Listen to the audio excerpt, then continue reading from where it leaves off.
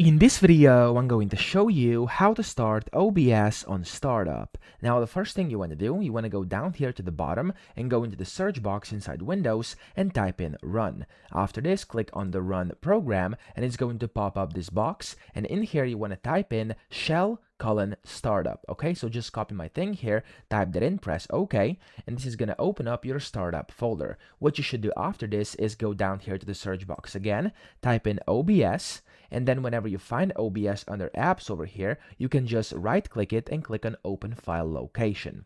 When you do this, you'll be able to see it's going to open up your file location for OBS, and here there's going to be your shortcut. You want to right click the shortcut and you want to copy it, and when you do that, you can close this folder down and you want to paste it inside the startup folder like this. Okay, so it should now be inside the startup folder, and all we have to do from here is simply you want to go down here to your taskbar, right click anywhere where there's empty space and click on Task Manager, and inside Task Manager you then want to go to Startup Apps here on the left, and inside Startup Apps you now should be able to see OBS. So for me it's over here.